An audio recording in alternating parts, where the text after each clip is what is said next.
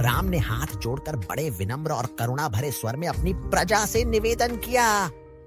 मेरे प्रिय अयोध्यावासियों, मेरा आपसे आग्रह है, आप सब लौट जाइए। आप सब ने जो प्रेम दिखाया है वह मेरे लिए संसार के किसी भी राज्य से बड़ा है। आप मुझ पर कृपा कीजिए और पिताजी की सेवा में लग जाइए।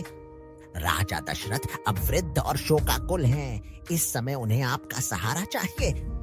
यदि आप सब भी चले जाएंगे तो वह दुहक से टूट जाएंगे। आप सब अयोध्या लौटिए और मेरे छोटे भाई भरत को भी वैसा ही प्रेम और सहयोग दीजिए जैसा आपने मुझे दिया है।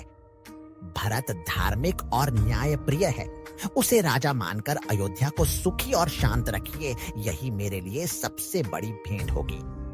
राम का यह कर्तव्य बोध और ममता भरा निवेदन सुनकर प्रजा का हृदय और भी भारी हो गया।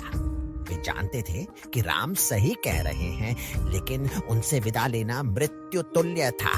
कुछ प्रजाजन राम के वचन मानकर अनिच्छा से रोते हुए अयोध्या की ओर वापस चल दिए, लेकिन हजारों लोग अब भी अड़े रहे।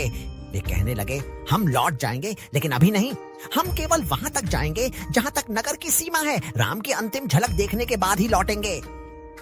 इस बीच हम आपको याद दिलाना चाहते हैं कि आप यह कहानी सुन रहे हैं पुराणिक ज्ञान के ऑफिशियल पेज पर। रथ फिर से चल पड़ा और प्रजा फिर से रथ के पीछे चल पड़ी। इस तरह राम, सीता और लक्ष्मण का रथ अयोध्या की सीमा को पार करके तमसा नदी के किनारे पहुंचा। रात हो गई थी। राम ने सुमंत्र से कहा कि रथ को ऐसी जगह खड़ा करे जहां कोई न जानता हो। वे जानते थे कि यदि प्रजा ने उन्हें सोते हुए देखा तो वे रात में भी आगे नहीं बढ़ पाएंगे। राम के लिए पिता की आज्ञा और प्रजा के प्रति कर्तव्य के बीच की यह यात्रा केवल दूरी की नहीं, बल्कि प्रेम और त्याग के सबसे बड़े धर्म की यात्रा थी।